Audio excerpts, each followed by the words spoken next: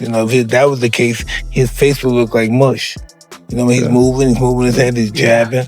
He's slick. A lot of people too, like, since he knocks people out so much, people forget that he's a good boxer. Yeah. Terence Crawford is my favorite fighter of this era.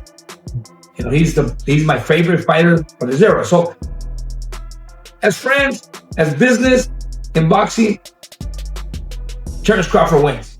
Right. But then again, I think about Crawford's abilities and his IQ and his footwork, which Canelo cannot handle. And we know that for a fact. It happened with Bivol, it happened with Mayweather, who schooled him left and right. Mike Tyson told Canelo that he's dangerous after observing Crawford's intense workouts. Tyson explained that every fighter has their own style, but when it truly counts, some become as ruthless as animals. He emphasized that when aggression and discipline combine, a boxer becomes nearly unstoppable. Tyson believes Crawford is ready for war because of his attitude and intensity, suggesting that Canelo might be too weak to handle such hunger and ferocity. That's what's so crazy. Listen, most of these guys, Alexander Green, Hannibal, Genghis Khan, we have their DNA. That's why some people are savages to some, because we have these guys' DNA. These guys conquered the world, and look who we are, what level we are. We have their seeds. We have them.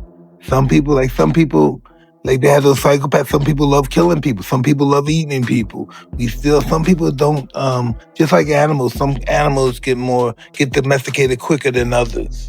And the same in human beings. Some of them get domesticated quicker than others. And some of them just never get domesticated. They're just what they are. I feel it's genetically passed down in makeup. Oh, absolutely. Yeah. I think the way we're so attached to our phones is going to lead to us being attached to some electronic thing that we wind up accepting in our body. No, listen, and it's going to change what people are. Like some iRobot shit, honestly? Yeah, legitimately. Like some kind of cyborg all of us shit. right now, if our phones stop now, we would start fighting for some reason. Before we figured this shit out, if our phones started now, we would for some reason find reasons to fight. We're so distracted by phones. But I think the thing about phones is you accept the fact that everybody has one. You accept the fact you always have it on you. So it might as well be a part of your body. It's just not connected. And one day it will be. One day they're going to figure out how to put a thing on your head that makes your brain work way better. And a few people are going to do it and they're going to have a big advantage. And then we're all going to do it. But until then, your phone will be like your will. When you die, take my phone, son. As Crawford prepares for the biggest challenge of his career, he's been training with Carlos Adams, a tough middleweight known for his relentless attack and raw power. This choice reflects Crawford's strategic mindset. Facing an opponent as naturally big as Canelo requires acclimating to strong punches. By sparring with Adams and enduring his hard hits, Crawford is physically and mentally preparing for the storm he expects on fight night. This disciplined approach shows his persistence and smart planning. So here's a video that many people have sent me to determine in their mind that Terence Bud Crawford would lose to Canelo Alvarez, or is going to lose September 13th to Canelo Alvarez, as he is sparring here middleweight WBC world champion Carlos Adames, who has 24 wins, 1 loss, 1 draw, 18 wins by way of knockout.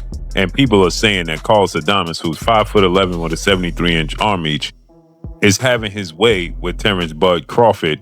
And this is an indication that the 168-pound Canelo Alvarez, who's 5'7" with a 70-inch arm reach, is going to have the same type of success and knock Terence Crawford out. But what people are not paying attention to is Terence Crawford is standing right in front of Carlos Adames and taking the big punches from Carlos Adames as he's standing in the pocket and counterpunching him and taking his blows at a smaller weight class while competing at 147. Now he bulked up. What y'all think? Oscar De La Hoya, a former opponent turned promoter, believes Canelo's aggression could be his downfall. De La Hoya states that while Canelo will press forward, Crawford possesses the artistic skill and flexibility to counter and open him up. He points out that fighters like Dimitri Bivol controlled distance and speed to beat Canelo, and Mayweather's defense and ring intelligence frustrated him. With Crawford's southpaw stance, quick counters, and high fight IQ, De La Hoya suggests there are many ways for Crawford to win, despite Canelo's power and volume. Has a shot in beating Canelo Alvarez? That's the $1 million question. When I watched Terence Crawford get rattled and rocked by Yorkis Gamboa, who's a natural 30-pounder, that to me is going to be a huge problem when he gets hit by Canelo. So he fights at 175. He's fighting these big monsters. Yeah. He's not getting rattled at all. No. Berlanga's a big kid. Yeah. So it makes me think, I mean, how is Crawford going to keep him away for 12 rounds? Canelo's going to come at him hard. But then again, I think about Crawford's abilities and his IQ and his footwork, which Canelo cannot handle. And we know that for a fact. It happened with Bivol. It happened with Mayweather, who schooled him left and right with no problem. And Canelo was way stronger than Mayweather. So there's Don't a you lot think of Canelo's a better fighter than he was then? Today? a better fight. Yeah, a little better. Yeah, his footwork is still the same. He's flat-footed. He's very heavy on his feet. Obviously, Canelo has the power to hurt anyone. In this game, power means a lot. If you can't keep your guy off you, or you don't know how because it's too much pressure. Right. And the one thing about Crawford is that he knows how to handle the pressure. He's a savvy boxer, you know, and he doesn't run. And he has that heart. He's a dog. He has that heart. You want to fight me? I'm going to fight you. Applying a comparison, expert analysts highlight how a smaller heavyweight like Tyson Fury beat giants such as Anthony Joshua and even Tyson Fury by sticking to his style, speed, technique, and unwavering confidence. They advise Crawford to approach Canelo similarly, focus on what he does best instead of trying to outmuscle him. Crawford's rhythm, accuracy, and ring control are his weapons. The lesson is clear. The best strategy is to work on your own skills rather than imitate opponents. For Crawford, staying true to his unique style might be his greatest advantage in this fight. Him bulking up and say, you know what? Nah, Terence Crawford, if you want a chance, not just to survive, but a chance to beat Canelo Alvarez, you have to be you. Just like Alexander Usyk was himself to face muscle machines like Anthony Joshua, big, tall enigma in the heavyweight division like Tyson Fury. Now, let me quickly give you an example of what I'm talking about. See, when Alexander Usyk fought Anthony Joshua, right? He weighed in at 221. Joshua was 244, giving up 20 pounds, over 20 pounds, almost 25 pounds, right?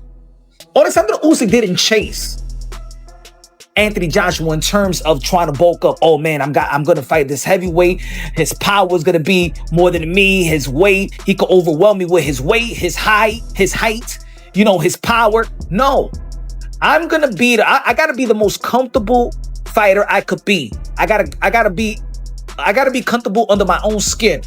I'm not gonna beat him off power. I gotta beat him off speed. I gotta beat him off movement. I gotta beat him off adjustments. I gotta beat him off IQ, right? So Alexander Usyk didn't have to bulk up to be successful.